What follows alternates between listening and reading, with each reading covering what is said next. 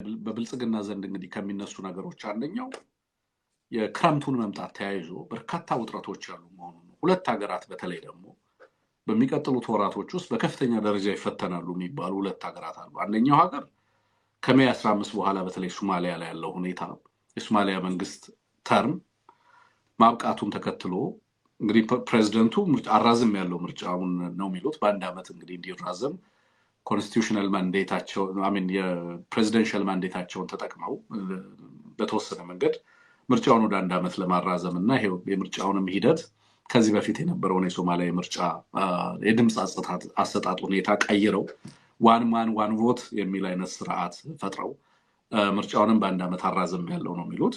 ሙሉ ለሙሉ ሶማሊያ ውስጥ ያለው የክልሎች ደግሞ ሙሉ ለሙሉ ምርጫውን እና የፕሬዚደንቱን ተርም ግንቦት 15 ላይ በፈረንጆቹ አቆጣጠር ማለት ነው ማለት ከዛሬ እንግዲህ ዛሬ ግንቦት 3 ይመስለኛል ከ12 ቀን በኋላ ተርሙ ያበቃል የሚል ነው።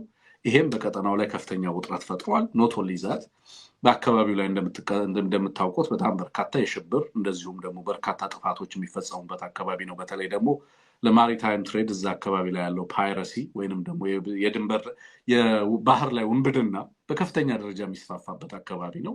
በቅርብ ጊዜያትም ከ3 እስከ 4 ያላነሱ መርከቦች መጠለፋቸውን ተከትሎ በርካታ ውጥረት ነው ያለው።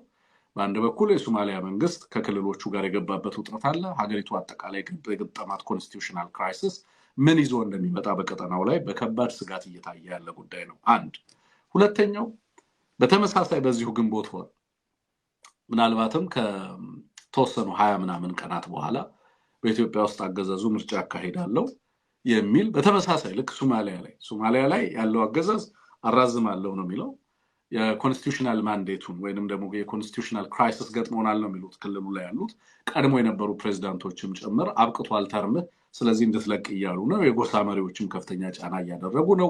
ክልሎች አልተቀበሉትም። አጠቃላይ ሶማሊያ ውስጥ ያለው ነገር ተመሳሳይ በተመሳሳይ ኢትዮጵያ ተመሳሳይ ክራይሲስ ገጥሟታል። የኢትዮጵያ ክራይሲስ ኢማኔት የሚያደርገው ከኮንስቲቱሽናል ክራይሲስ አይደለም። የኢትዮጵያ ክራይሲስ በጣም እንግዲህ የሚመነጨው ሀገሪቱ ከገጠማት ፖለቲካል ኤንድ ሶሻል ክራይሲስ ኢኮኖሚክ ክራይሲስ ኤንድ ሌላውም የሌጋል ክራይሲስ የሚመነጭ አድርጋችሁ ልትወስዱ ትችላላችሁ። በመሰረቱ በቀጥታ ከዚህ ከኮንስቲቱሽናል ክራይሲስ ጋር ልክ ሶማሊያ ላይ ያጋጠመውን አይነት የህገ መንግስታዊ ቀውስ አይደለም እያጋጠመ ያለው። ኢትዮጵያ ውስጥ ኮንስቲቱሽናሊዝሙ ከቀረ ህገ መንግስታዊነት ወደ ሳይድ ላይን ተደርጎ ሙሉ ለሙሉ በጦርነት ሁኔታ ብቻ የህብረተሰብ በአገዛዝና በህዝብ መካከል ያለው ግንኙነት በክልሎች እና በፌደራል ነኝ በሚለው መንግስት ወይንም ኃይል መካከል ያለው ግንኙነት የጦርነት ግንኙነት ያ አግባብ ብቻ ያለበት መሆኑን በቅርብ ጊዜ የነበሩ አጠቃላይ ትግራይ ላይም ያለው አማራ ላይም የምትመለከቱት ቤኒሻንጉል ከፊል ኦሮሚያ ላይ የምትመለከቱት አብዛኛው ነገር ከዚህ ጋር የተያያዘ እንደሆነ ትመለከታላችሁ። ህገ መንግስታዊነት አልነበረም ማለት ነው። በሌለበት ኮንስቲቱሽናል ክራይሲስ አጋጠመን አንልም።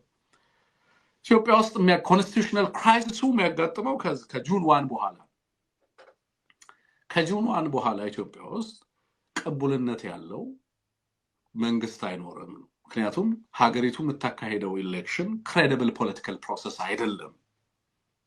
ህዝባችን በጦርነት ውስጥ ነው። ምርጫው ሊካሄድ የሚችልበት ሁኔታ የለም። ሙሉ ምርጫውን የምንቀበልበት ሁኔታ የለም እያለ ህብረተሰቡ ሂደቱን በሙሉ አውግዞ ሰልፍ እየተሰለፈ ነው። የታጠቁ ኃይሎች እያወገዙ ነው። ያልታጠቁ ኃይሎች እያወገዙ ነው። የፖለቲካ ፓርቲዎች በሂደት ውስጥም እንሳተፋለን ብለው የነበሩትም እያወገዙ ነው። በስደት ላይ ያሉትም እያወገዙ ነው። ዲያስፖራው እየተሰለፈ እያወገዘ ነው። ኢንተርናሽናል ኮሚኒቲው እና ዲፕሎማቲክ ማህበረሰቡ እያወገዘ ነው። እነዚህ ሁሉ ውግዘቶች የሂደቱን ክሬዲቢሊቲ በከፍተኛ ደረጃ ሞግተውታል። የምርጫው ሂደትም ሆነ ውጤቱ በህዝብ ዘንድ ተአማኝነት ያለው ብቻ ሳይሆን ኢትዮጵያ ውስጥ ቅቡልነት ያለው ሁሉን አካታች መንግስት ሊመሰረት የሚችልበትን እድል ሙሉ ለሙሉ የዘጋ ይሆናል። የዚህ የኮንስቲቱሽናል የኤሌክሽን የክሬዲቢሊቲ ኢሹ የትራንስፓረንሲ ብቻ ሳይሆን አጠቃላይ ምርጫው ሂደት ምርጫውን ለማድረግ የሚያስችል ነባራዊ ፖለቲካ አውድ አለመኖሩን ተከትሎ ይህ አገዛዝ በቀጣይ ከዛ በኋላ የሚያደርጋቸው ሁሉም ነገሮችና ሂደቶች ሙሉ ለሙሉ እውቅና የማይኖራቸው በሀገሪቱ ውስጥም ተመሳሳይ ልክ ሶማሊያ ላይ እያጋጠመ ያለውን አይነት ክራይሲስ ሊያጋጥም የሚችልበት እድል ከፍተኛ እንደሆነ ነው የምመለከተው። ከዛ በኋላ አሁን አብረው የሚያካሂዳቸው ለምሳሌ የብሔራዊ ምክክር እያለ የሚናገረው ነገር አሁን ለጊዜው ሙሉ ለሙሉ ትኩረቱ ምርጫ ላይ ስለሆነ የብሔራዊ ምክክር የሚባለውን ነገር አስወግዶታል። የዚህ ብሔራዊ ምክክር ባለቤት የኦነሩ ራሱ አገዛዙ ነው። በአንድ በኩል ብሔራዊ ምክክር ይላል። በዚህ ብሔራዊ ምክክር የምርጫ ሂደቱን ለመወሰን እና በምርጫ ሂደቱ ላይ ለመግባባት አይደለም የብሔራዊ ምክክሩ ሂደት የነበረው። እንደምትመለከቱት ወሳኝ ፖለቲካል ሂደት ነው። በነገራችን ላይ ብሔራዊ ምክክር ቢያንስ የሀገሪቱን የፖለቲካ ሁኔታን በተመለከተ የጋራ መግባባት ላይ ለመድረስ የሚያስችል እድል ሊሆን እኮ ይችል ነበር። ግን ደግሞ በአንድ በኩል ጦርነት፣ በሌላ በኩል ብሔራዊ ምክክር፣ በሌላ በኩል ደግሞ ምርጫ እና ሶስቱም የማህበረሰብን የፖለቲካ ስልጣን ሮብ ማድረጊያ ፖለቲካዊ ቱል ተደርገው ወይም ፖለቲካዊ ዊፐን ተደርገው በዚህ አገዛዝ እየተተገበሩ እንዳሉ ትመለከታላችሁ ማለት ነው። ይሄ ሀገሪቱን ምስቅልቅል ፖሊክራይሲስ ውስጥ እንድትገባ ምስቅልቅል ቀውስ ውስጥ እንድትገባ ወይንም በርካታ ድርብርብ ቀውስ ውስጥ እንድትገባ ያስገደደ መሆኑን ትረዳላችሁ ማለት ነው። ክረምቱ እየመጣ ነው። ክረምቱ ምን ይዞ ነው የሚመጣው? ክረምቱ ዝም ብሎ ክረምት አይደለም። ለአርሶ አደሩ በረከት ይዞ ይመጣል፣ ዝናብ ስለሚሆን። ለአገዛዙ ወታደሮች ደግሞ ስጋት ይሆናል። ለምንድን ነው ስጋት የሚሆነው? በብዛት የዚህ ባትል ፊልድ ላይ ያለውን በዚህ ወታደራዊ የዚህን ያገዛዙን ወታደራዊ እንቅስቃሴ በከፍተኛ ደረጃ አፌክት ያደርገዋል። ከፍተኛ የጦር መሳሪያዎችን ከቦታ ቦታ የሚያንቀሳቀስባቸውን ሂደቶች አፌክት ያደርግበታል። ሌላው ይህ አገዛዝ ከሌሎች ኃይሎች በተለይ ታጥቀው አገዛዙን ከሚታገሉ ኃይሎች በተለየ መንገድ አለኝ የሚለው አቅም ወታደራዊ አቅም አለኝ የሚለው የአየር የበላይነት ነው። ያንን የበላይነት ያሳጣዋል የሚል ስጋት ነው እና በዚህም ምክንያት ጀነራሎቹ እንግዲህ አርበኛ አስረስ እንዳለው ወደ ሰማይ እያዩ ነው የሚል ነው። ጀነራሎቹ ሰማይ እያዩ ነው የሚል ነገር ነው። ክረምቱ ሲመጣ በሀገሪቱ ውስጥ ያሉ በተለይ ከምርጫ ጋር ተያይዞ የሚመጣው ክራይሲስ አለ። ማህበራዊና ፖለቲካዊ ቀውሱ፣ ኢኮኖሚያዊ ቀውሱ በዛው ልክ እየተባባሰ ያለ መሆኑን ትመለከታላችሁ። ኢንክሉዲንግ ከነዳጅ ጋር ተያይዞ ያለው ክራይሲስ አለ። በሌላ በኩል ደግሞ በሀገሪቱ ውስጥ ያሉ ጦርነቶች አሉ። ቀጠናዊና ሌሎችም አካባቢ ላይ የጀመራቸው ደግሞ በርካታ አካባቢዎች ላይ የጀመራቸው አንሰርቴኒቲስ አሉ። እነዛ ወደ ጦርነትና ወደ ሌሎች ሁኔታዎች ቀውሶች ሊቀየሩ የሚችሉበት እድልም በዛው ልክ ከፍተኛ ነው። ይሄ መጪውን ክረምት ላገዛዙ እጅግ የከፋ ያደርገዋል። በዚህ ሂደት ውስጥ እንግዲህ እንዲህ አይነት ወቅቶች ከመምጣታቸው በፊት የበርካታ ያገዛዙ ጀነራሎች ጥያቄ አሁንም ፖለቲካዊ ልባት እንዲገኝ መፍትሄ እንዲቀመጥ የሚሉትን ሙትወታ በአንድም በሌላ መንገድ እያነሱ እንዳሉ ነው እንግዲህ ያለኝ መረጃ። ችግሩ ምንድነው? እነዚህ ጀነራሎች አንደኛ ተሰሚነት የላቸውም፣ ሁለተኛ ምንም አይነት ወታደራዊ ባትል ፊልድ አውትካም አገዛዙ የትኛውንም አይነት ምክንያት ቢያስረዱ ተቀባይነት በአገዛዙ ዘንድ የሌላቸው መሆኑ ነው። ለምሳሌ ወታደራዊ ቋንቋን አንስተው ይህንን ልንተገብረው አንችልም ቢሉ የሚሰማቸው አይደለም። ሌላም ከግለሰቡ ውጭ ከአንድ ግለሰብ ውጭ ሀገሪቱ ውስጥ ያሉ ሌሎችም ኃይሎች መሬት ላይ ያለውን ለምሳሌ ጦርነቱ እያስከተለ ያለውን መጠነ ሰፊ ዘርፈ ብዙ ክራይሲስ አገዛዙ ተገንዝቦ አይ በቃ ለዚህ ጉዳይ ፖለቲካዊ መፍትሄ መስጠት የግዴታ ውዴታ ነው ብለው እንደዛ አይነት አቋም እንዳይዙ እያስገደደ መሆኑን ትመለከታላችሁ። ከዚህ ጋር ተያይዞ አሁን ያለው ነገር ሌላው ትልቁ ውጥረት እየሆነ የመጣው ነገር የጀነራሎቹ ፋቲክ እና በአገዛዙ ዘንድ እምነት ማጣት ነው። በጣም በርካታ ያገዛዙ ጀነራሎች እየታመኑ አይደለም። በስም ደረጃ እንኳን መጥራት የሚቻልበት ደረጃ ላይ የተደረሰ ይመስለኛል። በጣም ከዚህ በፊትም በተደጋጋሚ እንደምንለው አንዳንዶቹ ጀነራሎቹ አገዛዙ ራሱ በጀነራሎቹ ላይ ሌላ መልቲፕል ሴኩሪቲ ሌየሮችን አድርጎ እያንዳንዱ ጀነራል ራሱ ክትትል የሚደረግበት እንዲሆን ነው ሲያደርግ የነበረው። አሁን ግን በሀገሪቱ ውስጥ አይ ቲንክ አንዳንድ ጀነራሎችም ለውጥ መምጣት አለበት የሚል አይነት ግንዛቤ እያያዙ የመጡ ይመስላል። ይሄ በሌላ በኩል በአገዛዙና በተለይ ደግሞ በአገዛዙ ውስጥ ያሉ ጀነራሎች ብሔር ለይተው በአንድና በሌላ ጎራ እንዲሰለፉ እያስገደዳቸው እንደዛ አይነት እንቅስቃሴ እየመጣ ያለ መሆኑን እየተመለከትኩ ነው ያለሁት። በቅርብ ጊዜ በተለይ ደግሞ ሰቆጣና አካባቢው ላይ የነበረውን እንቅስቃሴ ተከትሎ በአገዛዙ ጀነራሎች መካከል ከባድ የሆነ አለመተማመን መስፈኑን እንደውም አንዳንድ ጀነራሎች እርስ በርስ እስከመወነጃጀል ብቻ ሳይሆን እስከመጣላትም ድረስ ደርሰዋል። አንዳንዶቹ ምናልባትም በቅርብ ቀን ሊታሰሩ የሚችሉበት ሁኔታ እንዳለ ነው ያለኝ መረጃ የሚያሳየው። በጥፎ ጊዜ የመጣ ነው። ሞስት ፕሮባብሊ ትልልቅ ዲፌክሽኖችን ልክ አርኤስኤፍ ጀነራሎች እንደሚከዱት ትልልቅ ዲፌክሽኖችን ልንሰማ የምንችልበት ሁኔታ ይኖራል ብዬ ገምታለሁ። በዚህ ክረምቶች ውስጥ የምንሰማቸው ነገሮች ውስጥ ይሄ ወሳኝ ሊሆን የሚችልበት ሁኔታ እንደሚኖር ከዚሁ ከወዲሁ መገመት የሚቻል ይመስለኛል። ሌላው እንዳልኩት ቀደም መጀመሪያ ላይ ስገባ በቁም እስር ላይ ያሉ ባለስልጣናት መኖራቸውን ከዲፕሎማቲክ ምንጮች አረጋግጫለሁ።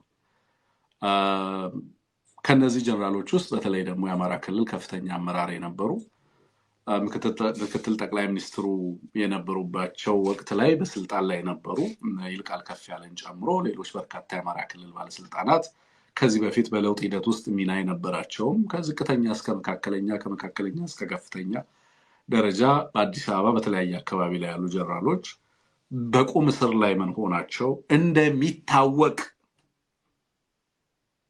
እንደሚታወቅ አረጋግጫለሁ። በዲፕሎማቲክ ኮሚኒቲው ዘንድ እንደሚታወቅ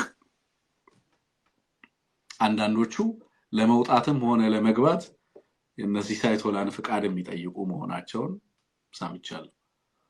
እንግዲህ ቁልፍ የሚባሉ የነበሩ ያው አብይ አህመድ ሙሴ ነው ያሻግረናል ሲሉ ሀገሪቱ ውስጥ ያለውን ተቋምና የተቋም ግንባታ ሂደትና ቁመና በትክክል ሳይገነዘቡ የና አብይ አህመድንም ኢንተንት በትክክል ሳይገነዘቡ በሀገሪቱ ውስጥ ኢትዮጵያን የሚያህል ሀገር ለአንድ ግለሰብ አስረክበው የአንድ ቡድን መጫወቻ ስትሆን ሀገሪቱ በዛ ሂደት ውስጥ የነበራቸውን የፖለቲካ ተሳትፎ ለ30 ለ40 ዓመት ፖለቲካ ውስጥ የቆዩ ቢሆኑ እንዲህ አይነት አደጋ ሊመጣ እንደሚችል አስቀድሞ መተንበይ ባለመቻላቸው ምክንያት እንኳንና ኢትዮጵያንና ህዝባቸውን ሊታደጉ ቀርቶ ራሳቸውንም ከቁም እስር መታደግ የማይችሉ መሆናቸውን ማረጋገጥ ተችሏል።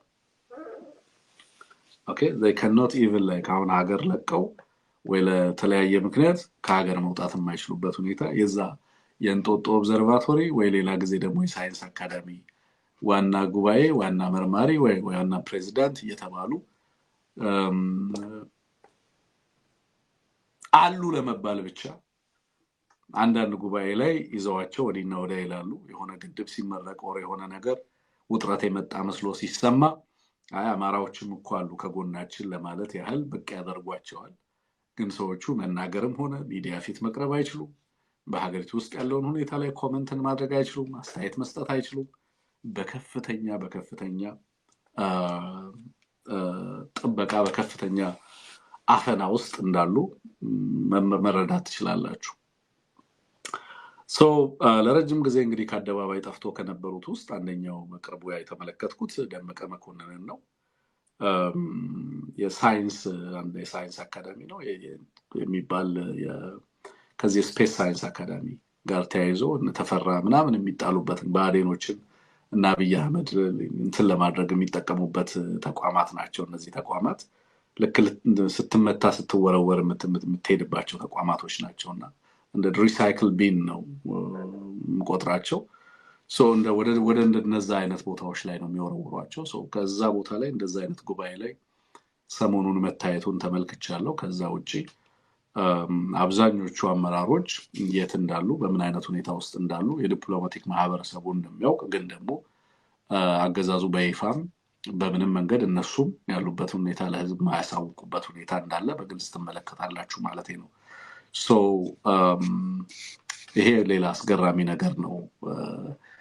እንግዲህ ከዚህ በፊት ራሳቸውንም ህዝባቸውንም መታደግ ሳይችሉ ቀርተው ጭራሽ መጨረሻ ላይ ከአንድ ቦታ ወደ ሌላ ቦታ መንቀሳቀስም ቢሆን በአገዛዙ ፍቃድ ጠይቀው የሚንቀሳቀሱ የሚወጡና የሚገቡ መሆናቸው ያው እንደምታውቁት ልክ ደመቀ ከመነሳቱም በፊት ከፍተኛ የሆነ ዘለፋ ሲደረግ ምናምን ሰማ ነበር። በአገዛዙ ሚዲያዎች፣ ማህበራዊ አንቂዎች ታርጌት አድርገው ምናምን ሲናገሩ እሱን እመለከት ነበር። አይ ቲንክ ሊያነሳው እንደነበረ በነገራችን ላይ ያነሳው ቀደም ብሎ ነው። በእኔ እምነት ፖለቲካን የሚረዳ ደደብ እንኳን ከሆንክ ፖለቲካ በተወሰነ መንገድ አልፎ አልፎ በዜና የምትከታተል እንኳን ሰው ብትሆን ይገባሃል። እዛ ምርጫ ላይ አደም ፋራ የተመረጠበትን ሂደት ምናምን ሲያሳይ እዛ ቦታ ላይ ደመቀ እንዴት ተመልሶ እንዲመጣ ለማድረግ እያደረገ የነበረውን ጥረት የተመለከተ ሰው በግልጽ ግለሰቡን ምን ሊያደርገው እንደነበረ በትክክል መገንዘብ ነበረበት ብዬ አስባለሁ። ግን በአዴኖች ብአዴንስ this is exactly በአዴኖች ሚና ነው። እኔ አሁን ይሄ ዜና መሆን የለበትም ብዬ ነው የማስበው። ለምንድን ነው ዜና መሆን የሌለበት? በአዴኖች ከዚህ ውጪ ሌላ ምን ዕጣ ፈንታ አላቸው ማለት በአዴኖች ከዚህ ውጪ ቢሆኑ አልነበረም ወይ ዜና መሆን ያለበት ነው የኔ እምነት። በአዴን ሀገርንም ህዝብንም ዛሬ ጦርነት እኮ ከፊት ተሰልፈው እኮ እያዋጉ ያሉት በአዴኖች እኮ ነገ እኮ ጆሮአቸውን ተቆንጥጠው በአደባባይ ምናምን በካቴና እኮ እናያቸዋለን። ይሄው አገዛዝ ያደርገዋል እኮ እናየዋለን ማለት ነው። ሌላ ኃይል ማንም መጥቶ ያንን እንዲያደርግ አትጠብቅ ማለት ነው። ግን ያንን እንደ ጌጥ አይደለም ወይ የሚቆጥሩት? ከዚህ የተለየ ዕጣ ፈንታ አላቸው ወይ? ሰው ማሰብ ካልቻለ ከዚህ የተለየ ሌላ ዕጣ ፈንታ አለ ወይ? ሰው የሚሆነውን ነገር በአይኑ ተመልክቶ አስቦ አስልቶ ምን ማድረግ ይኖርብኛል ብሎ አክሽን መውሰድ ካልቻለ አንድ ፖለቲካዊ ውሳኔ ላይ ለመድረስ ካልፈቀደ በስተቀር ከዚህ የተሻለ የነሱ አድርባይነት አይደለም ወይ ኢትዮጵያ ውስጥ በእርግጥም ለውጥ እንዲጨናገፍ ያደረገው? የነሱ ፈሪነት አይደለም ወይ በኢትዮጵያ ውስጥ ለውጥ እንዳይመጣ በህዝባችን ላይ ጦርነት እንዲታወጅ ያደረገው? የነሱ ለመጋፈጥ አለመወሰን አይደለም ወይ የነሱ አድርባይነት? ከዛም አልፎ ይሄንን ስርዓት በተመለከተ እየተሰሩ የነበሩ ወታደራዊና ሌሎች መዋቅራዊ እንቅስቃሴዎችን ጭምር እስርና አፈናን ጭምር እየጠቆሙ ሲያሳስሩ የነበሩት እኮ እነሱ ናቸው። ኢቭን አገዛዙን ለማጋለጥ ጥረት ያደርጉ የነበሩ ግለሰቦችንም ጭምር ጋዜጠኞችን ጭምር ሲያሳስሩ የነበሩት። ይሄ ነገር ወደዚህ እየሄደ ነው፣ ይሄ አደጋ እየመጣ ነው ሊያሳዩ የሞከሩ ግለሰቦችን ተረባርበው ሲያሳድዱ የነበሩት እነሱ ናቸው። ዛሬ እንኳንና ሌላውንና ሀገርን ሊታደጉ ቀርቶ ራሳቸው መውጣታቸውና መግባታቸው በፈጣሪ ቸርነት እና በሌሎች ፍቃድ የሚወሰን መሆኑ በጣም የሚገርም ነገር ሆኖ ትመለከቱታላችሁ ማለት ነው። ኤኒዌይ ይሄንን መረጃ ላንሳላችሁ ብዬ ነው። ከዛ ውጪ እንዳልኩት ቤኒሻንጉል ጉሙዝን በተመለከተና የማዕድን ስፍራዎችን በተመለከተ ያለው መረጃ ነው። በርካታ ሁኔታዎች አሉ። በተለይ ከቻይና ጋር የተያያዘ የቻይና ልዑካን እንግዲህ ኦልሞስት አዲስ አበባ ጠቅልለው ገብተዋል ማለት ይቻላል አሁን ባለው ሁኔታ። ለምን ቻይኖቹ በዚህ ደረጃ ርብርብ እያደረጉ እንዳሉ ብዙዎቻችን የምንገነዘበው ነው። ሌሎቹም እንደዚሁ በትኩረት እየተመለከቱ ነው። ቀጠናው ላይ ያላቸውን በተለይ ግማሹ ኮሪደሩን ለመያዝ የማሪታይም ኮሪደሩን የኤደን ባህረ ሰላጤና የቀይ ባህርን ዋሳኝ አካባቢ ላይ ዋናው ኮሪደሩን መያዝ ነው የሚሉ ሀገራት አሉ። ሌላው ማዕድኑን መያዝ አለብን ደግሞ የሚሉና የሚረባረቡ ሀገራት እንዳሉ ትመለከታላችሁ። ኦብቪየስሊ ዓለም አቀፍ ደረጃ የመጣውን አጠቃላይ ፖለቲካዊ ለውጥ መረዳት ይገባል። ከዛ አንጻር እያንዳንዱ ነገር ማየት ይቻላል። ናው ከዛ አንጻር እንግዲህ ቤኒሻንጉል ላይ በቅርብ ጊዜ አንድ የሰጠኋችሁ ዜና አለ። ኩርሙክ ላይ ያለውን የጎልድ ማይን በተመለከተ ነው። የካናዳው ድርጅት ወደ ለቻይናው ድርጅት መሸጡን ነግረናችኋል። ወደ $4 ቢሊዮን የሚያወጣ ትራንዛክሽን ነው። ከዛ ውጭ በርካታ አካባቢዎች ላይ ቤኒሻንጉል እና ምዕራብ ኢትዮጵያን ጨምሮ በርካታ አካባቢዎች ላይ የወርቅ ማዕድናት ማውጣት ሳይሆን መዝረፍ ነው ከፍተኛ ርብርብ እየተደረገ ያለው። በህገወጥ መንገድ ወደ ውጭ ሀገር የሚጋዘው የወርቅ ማዕድን፣ ሌሎችም ማዕድናት ከቀንጥቻ ጀምሮ በነገራችን ላይ በበርካታ አካባቢዎች ላይ የሚወጡ ኦፓሎች በሏቸው፣ ወርቅ ማዕድናት በሏቸው በከፍተኛ ደረጃ የዚህ የጦርነት አካል ተደርጎ በአንድም በሌላ መንገድ የጦር መሳሪያ ልውውጥ እና ዝውውር አካል እየተደረገ እንዳለ ትመለከቱታላችሁ። በዋናነት እንግዲህ ትልቅ ማዕድን ከሚወጣባቸው ስፍራዎች ተብሎ በአገዛዙ ደግሞ ትኩረት ከሚሰጣቸው አካባቢዎች ሌላውም የኢትዮጵያም ጂኦፖለቲካሊ ኢምፖርታንት ነው የምለው ትልልቅ ፕሮጀክቶችም አሉባቸው ከምላቸው አካባቢዎች ሌላኛው የዚህ ቤኒሻንጉል ጉሙዝ ክልል ነው። አሁን ቤኒሻንጉል ጉሙዝ ክልል ኦብቪየስሊ ልክ በሱዳን ውስጥ እንደሚገኝ አንድ ለምሳሌ ብሉ ናይል ስቴት እያልን እናወራለን ሱዳን ላይ። ሌሎችም ስቴቶች አሉ አይደለም ሱዳን ውስጥ በጣም ክሪቲካል የሆኑ ሚኔራል ያላቸው። አሁን ጦርነቶቹ እነዚህን አካባቢ ታሳቢ እየተደረጉ እየሄዱ እንዳሉ ትመለከታላችሁ። የሱዳን ኃይሎች ሊይዟቸው የሚፈልጓቸው ክሪቲካል አካባቢዎች እንደዚህ አይነት አካባቢዎች እየሆኑ ነው የመጡት። ኢትዮጵያ ውስጥም አሁን እነዚህ አካባቢዎች ከባድ ጦርነት እየተደረገባቸው በርካታ ኃይሎች እየተሰለፉ ያሉባቸው ነው። በአንድ በኩል ያለም አቀፉ ማዕድን ኦፊሻሊ ገዝተናል የሚሉ ሀገራት አሉ። በሌላ በኩል በርካታ የታጠቁ ኃይሎች አሉ እና አገዛዙም እንግዲህ እንደምታውቁት በጣም በጣም በጣም ከባድ ዛሬ ሳይሆን የዛሬ 10 እና 15 ዓመት የምናወራውን ስተት ሰርቷል በእኔ እምነት ብዬ ነው ማምነው። ቤኒሻንጉል ላይ እና ከአርኤስኤፍ ጋር ባለው ግንኙነት አብይ አህመድ እና ቡድኑ የፈጠረውን አደጋ ነገ ኢትዮጵያውያን ለመቅረፍ የምንቸገርበት እንደሚሆን አልጠራጠርም። በጣም ከባድ ፈተና እንደሚያመጣብን ማለት ነው። የኢትዮጵያን ነገ ታሳቢ ባላደረገ መንገድ አሁን የገቡበትን የጦርነት ቅርቃር ከዛ ውስጥ እንወጣበታለን በሚል ብቻ ኢትዮጵያንና ህዝቦቿን ዋጋ የሚያስከፍሉ እጅግ እጅግ ከባድ የሆኑ ስህተቶችን ሲሰሩ እመለከታለሁ። ከነዚህ ውስጥ አንዱ ቤኒሻንጉል ጉሙዝ ክልል ነው። ይህን ክልል አሁን ወደ ጦርነት ቀጠናነት እየቀየሩት እንዳሉ በግልጽ መመልከት የሚቻልበት እየሆነ ይመስለኛል። በቅርብ ጊዜ እንግዲህ አሁን ዛሬም ትናንትም ሙሉ አካባቢዎችን ነፃ እያወጡ ያሉ የታጠቁ ኃይሎች እየተመለከትኩ ነው ያለሁት። ይሄ ማለት ሌላ ምዕራፍ እየተገባ እንዳለ በዚህ በኩል በግልጽ ማየት ይቻላል ለማለት ነው። እነዚህ መረጃዎች እና ሀሳቦች ወደ እናንተ ላድርስ ብዬ ነው። አሁን እናንተ ስልክ እየደወላችሁ ሀሳብ አስተያየቶች የምትሰጡባቸው ናቸው። ከዚህ ሰዓት ጀምሮ ሲደመር 172309203725 ስልክ መደወል ትችላላችሁ። እሺ፣ ጤና ይስጥልን። ደዋያችን ይሰማዎታል? ይሰማኛል። ፕሮፌሰር ጤና ይስጥልኝ። እንዴት አሉ? ከየት ነው የሚደውሉት? ከካናዳ ነው የምደውለው። እሺ፣ መቀጠል ይችላሉ። አመሰግናለሁ። እናንተን በጣም አመሰግናለሁ። ፕሮፌሰርም ላስታፍን አመሰግናለሁ። ለምታደርጉት ለአማራ ትግል በጣም ትልቅ አክብሮት እና አድናቆት አለኝ። እኔ እንኳን አጥር ያለ መልዕክት ያለ እኔ በአጠቃላይ ፕሮፌሰር ይሄ ሰውዬ የግለሰብ አብይ አህመድ ይባል በቀደም አንድ ሚዲያ ላይ ዶክተር ሚኪያስ ወዲድ የነበረ ሰው አንድ ነገር ሲናገር በጣም የደነገጥኩት እንደውም ተከታትለው ከሆነ አባዱላ ገመዳ ቤት ቁጭ ብለን የኢትዮጵያን ሕዝብ 50 ሚሊዮን አስገብተን እጥር ምጥን ያለ እጥር ያለ ኢኮኖሚ ማድረግ አለብን ብሎ ሲናገር እዚያ የነበርን አባዱላም እኛም ሁላችንም ክውን ያለን ያለው ይህን ሰማኔ ይሄ ሰውዬ በቃ አገር ነው የሚያጠፋው። በቃ የጎረቤት ሀገር ጦርነት እየጎት የሚያስገባው ዶክተር ሚልኬሳን ያነሳው እሱን ሀሳብ በጣም የሚገርም ነው። በቃ እኔ ከራሱ ስሰማ ደነገጡ። ይሄንን እንደገና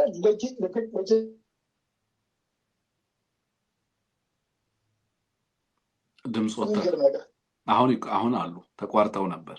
እንደገና ይህን ጉዳይ ደግሞ ጄኔራሎች ተሰብስበው ደግሞ ለጄኔራሎች ይህን ሀሳብ ተናግሯል። በቃ ኢትዮጵያ 50 ሚሊዮን በቂ ነው። በቃ ጥርምጣን ያለ ህዝብ ለጠ ኢኮኖሚ ዛት ይሄ ሰውዬ አማራ ክልል ንጹሐን እንዲጨፈጭ ምናምን በቃ ዝም ብሎ አይደለም። በቃ የጎረቤት ሀገር ጦርነት እየጎተ የሚገባም ዝም ብሎ አይደለም። በቃ ሀገር ህዝብ ሊያጠፋ ነው እና በዚህ ጉዳይ ላይ እንደ ዶክተር ሚኪያስ እንደውም አቅርባችሁ እንደውም ምክረ ፍላጎት ካለው ይህንን ነገር እንደው ለህዝብ ማብራሪያ ቢሰጥ እንዲሁም በሳተላይት ቴሌቪዥን ህዝቡ ቆም ብሎ ማሰብ አለበት። እልቂት ነው። በቃ ሰው የደገሰ እልቂት ነው። እንደዚህ አጋጣሚ ዶክተር ሚልኬሳን እንድጋብዘው ትፈልጋላችሁ? እስኪ ጻፉልን ቴክኒሻኖቻችን፣ አድማጮቻችን እንድንጋብዘው ከፈለጋችሁ እንጋብዘዋለን እና ይቅረብ የሚል ሀሳብ ስላነሳህልን ነው አንተ ደዋያችን። አድማጭ ተመልካቾችም ሀሳብ እንዲሰጡ ብዬ ነው። ይሄ ሀሳብ በጣም እኔ ደነገጥኩ። በቃ ሰሞ በፈጣሪ በቃ ህዝብ እልቂት በቃ እንግዲህ ኢማጂን እንግዲህ 130 ሚሊዮን ምን ለማድረግ እንደተፈለገ ይሄ አጭረምት ነው። በቃ ሰውየው ሀገር ማፍረስ ነው፣ ህዝብ መጨፍጨፍ ነው፣ ትርምስ መፍጠር ነው የፈለገው። ሁለተኛ ሌላው ደግሞ የሚገርም የሆነ ሰው ኢንፎርም ያደረገ ነገር ባለስልጣኖቹ ብዙዎቹ በቃ ሀሳቡን አልገብስም። ምንድነው እየፈሩት ያሉ አሉ ይናገሩ። ይሄ ህገወጥ ነፍሰ ገዳይ ያደራጀ ቡድን አለ። እነሱ ያውቁት በቃ ያስገድለናል ነው በቃ ሁሉም አሉ ሚኒስትሮች። የሚገርም ነገር የሚያሳዝነው ነገር እና በዚህ ጉዳይ ስሩበት። ይሄን ያለኝ ሀሳብ በርቱልን። በቃ በተለይ አንድ ሳናገር የአማራ ገበሬ እንዴት እንዳኮራነ ከማንኛውም ፖለቲካ ተንታኝ ሆኖ ሰሞኑን እንደሚደረገው ህዝቡ አዳምጬዋለሁ። በጣም ኮርተንበታል በአማራ አርሶ አደር። ምንድን ነው እንደው ከመሄድ በፊት ሌላ ደዋይ እስኪገባ ብዬ ነው።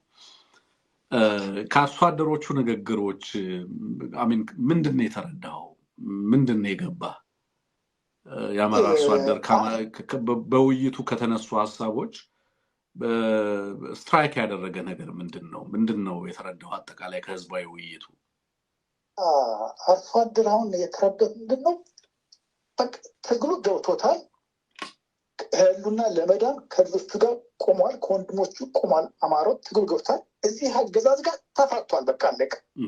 ተፋቷል። በቃ ብልጽግና የሚባል ነገር ከአሁን በኋላ ወደ አማራ መሬት ተመልሶ የአማራን አርሶ አደር አሳምኖ ወይም ሌላ ብሎ መግዛት ማስተዳደር አይችልም። ያከተመ ነገር ነው።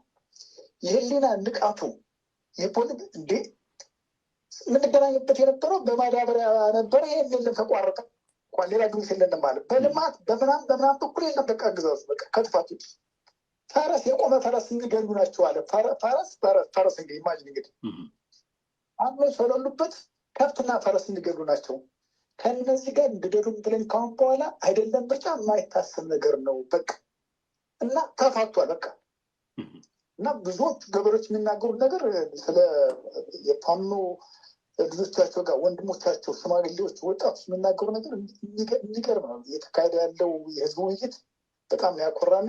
የከተማውም ሰው እርግጠኛ ነኝ አጋጣሚ ባገኝ ከዚህ የበለጠ እንትን ይላል። በገበሬዎቻችን ግን በአባቶቻችን በወንድሞቻችን ኮርተንበታል። በአርሶ አደሩና በጣም ነው የማመሰግነው። ሌላው የአውሮፓ ህብረት የሚባል ነገር ይሄ ነጮች ምናምን የአውሮፓ ህብረት ያሳስበናል። እንደገና ለነፍሰ ገበያ ደግሞ ብር ሊሰጥ ይፈልጋል። በጣም የሚገርም እሱ ነገር ነው እና ይሄ ውጭ ያለው የአማራ ዲያስፖራም በአውሮፓ ያሉትም ከህብረቱ ጋር አንዳንድ ኮሚኒኬት ተደርጎ ቢሰራበት ላለው አመሰግናለሁ። በጣም አመሰግናለሁ። ጊዜ ይስጥልን። ያ ሁለት ነገሮችን አንሳ። እንግዲህ የአርሶ አደሮቹን ውይይት በተመለከተ በጣም በርካታ ነው በነገራችን ላይ ሰው ሀሳብ አስተያየት የላከልኝ እጅግ በጣም የሚገርም አስተያየቶች የተቀበልኩበት ርዕሰ ጉዳይ ነው በነገራችን ላይ። ሌላም እስኪ አንድ ደዋይ ያሉ እንስማቸው። ጤና ይስጥልን ደዋያችን፣ ከየት ነው የሚደውሉልን? ይሰማዎታል? ይሰማኛል። ፕሮፌሰር እንዴት አለ? እግዚአብሔር ይመስገን። ከየት ነው የሚደውሉት? ከመቀመጫ በድግ ብዬ እጅ ነሳለሁ። ምንም አይደለም፣ ኧረ እንዳይነሱ ይቀመጡ። እና ኃይለ መለኮት ጠብቅ ይባላለሁኝ። ስምን ማወቅ የሚፈልግ ሰው ካለ ማለት ነው።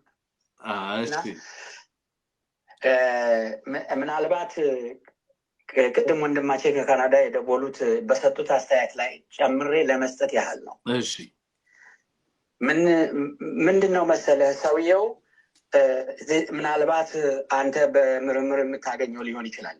አጀንዳ 21 አጀንዳ 21 ማለት ምን ነው? ዲፖፑሌሽን ፕሮግራም ነው። ይሄ ወርልድ ዋይድ ነው። ምናልባት ላለመንካት ከፈለክ አቆመው ይችላለሁ። ግን አብይ አህመድ ማለት አንድ ልጅ ሰይጣን ምን ይመስላል ብሎ ቢጠየቅ አብይ አህመድ ነው ያለው። ለምን ነምበር 1 የኢትዮጵያ ጠላት መሆኑ የታወቀ ነው።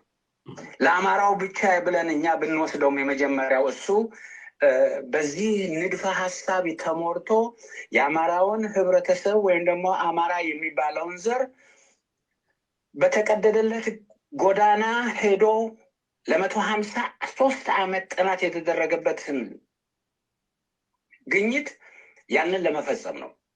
አንድ የአማራን ህዝብ 70 ሚሊዮን ከጨረሰ that is 50 ሚሊዮን ሪሜን ይሆናል። ስለዚህ 50 ሚሊዮን የኢትዮጵያ ህዝብ 50 ሚሊዮን ይበቃል ሲል ታርጌት የሚያደርገውና የሚያጠፋው ማህበረሰብ ግሩ አለው ማለት ነው።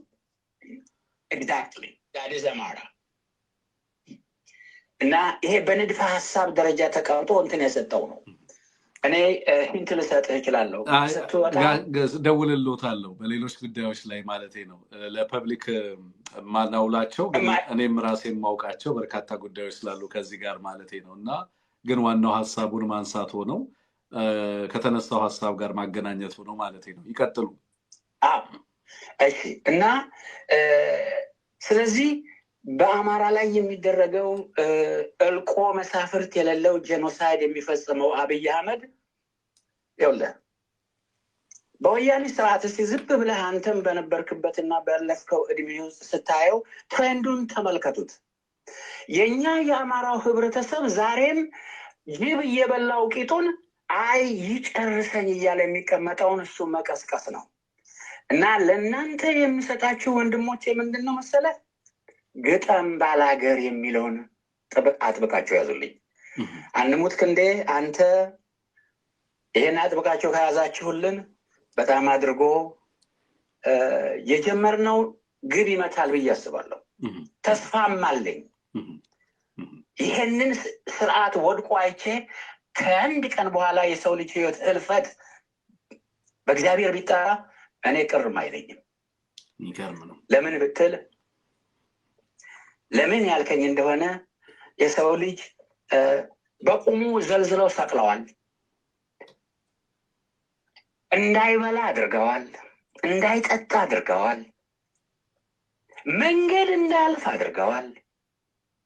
እስቲ ያልሆነ ነገር ምን አለ ያልተሰራ?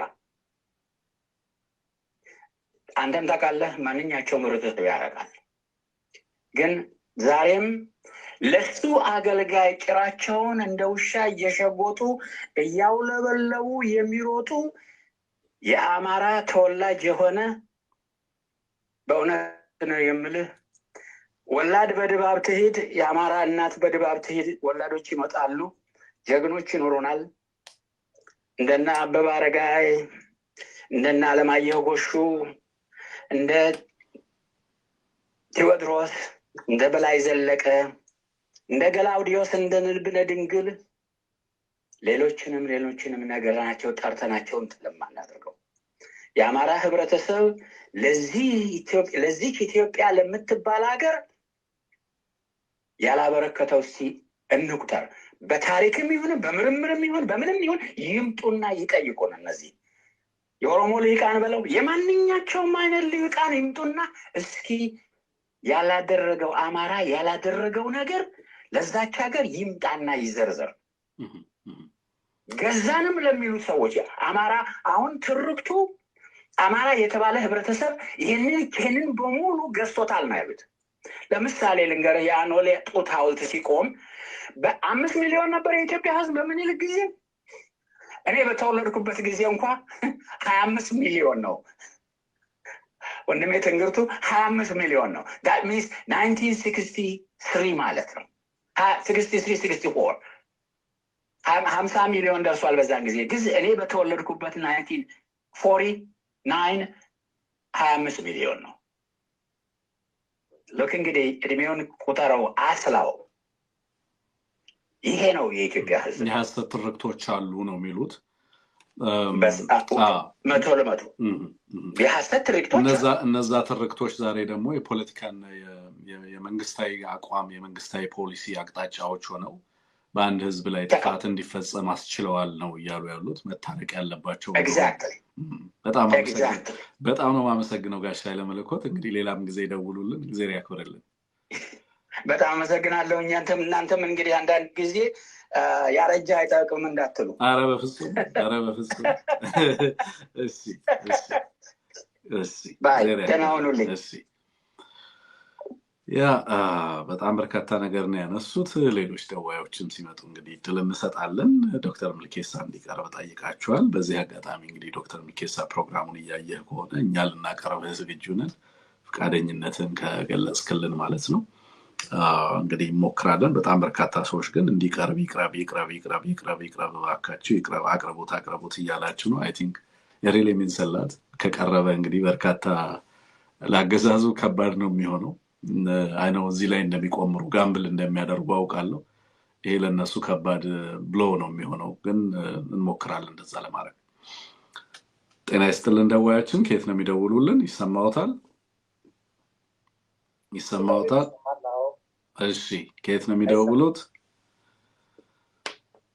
ከአማራ ክልል ላመስግን እባላለሁ። ከአማራ ክልል ከትግል ሜዳ ነው የምደውለው። ታጋይ ኖት? አዎ። ለሚያዳምጡት የአማራ ህዝብ፣ የኢትዮጵያ ህዝብ፣ መላ ዳያስፖራ ምን ይላሉ? ምንድን ነው የሚያስተላልፉት? ይሄ ትግል ያሸንፋል ወይ? አዎ፣ በእርግጥ መጀመሪያ ሚዲያውን ላመስግንና እሺ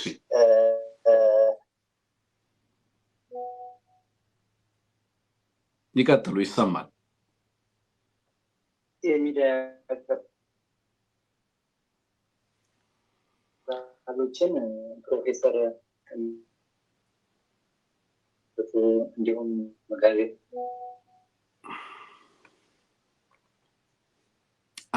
ድምጻቸው ይቆራረጣል። ይሰማዎታል አሁን? በጣም በጣም ግን ለአንደኛ ለአማራ ህዝብ ድምፅ በመሆናችሁ በጣም ቴንኪው።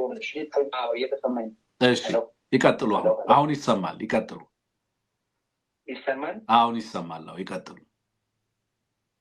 ያው የእናንተ አስተዋጽኦ እንዲሁም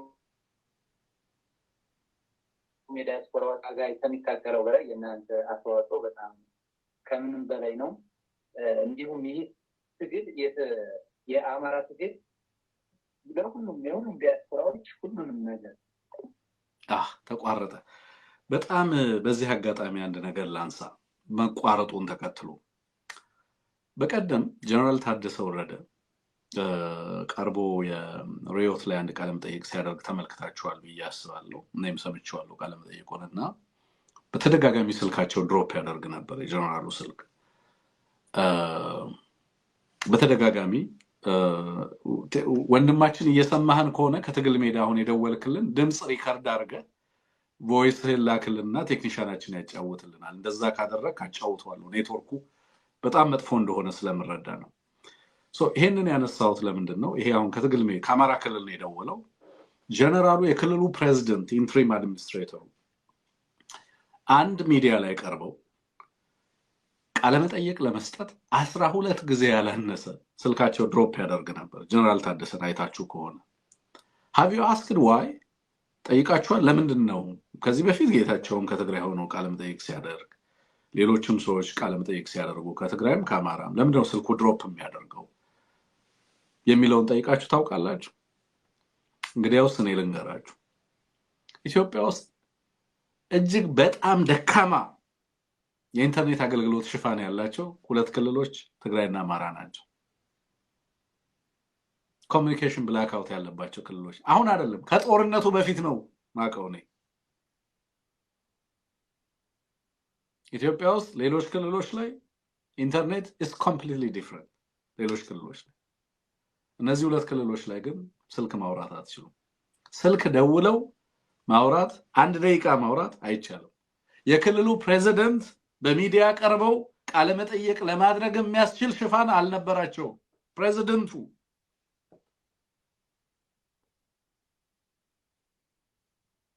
ይሄንን ዝም ብላችሁ ብዙ ሰዎች እንትን ታደርጉታላችሁ ማለት just randomly የሰው ኔትወርክ ያለበት አካባቢ ትላላችሁ አይደለም? ኖ ስትራክቸራል ነው፣ መዋቅራዊ ነው። ኦኬ በዛ ልክ ተገንዘቡት ለማለት ነው።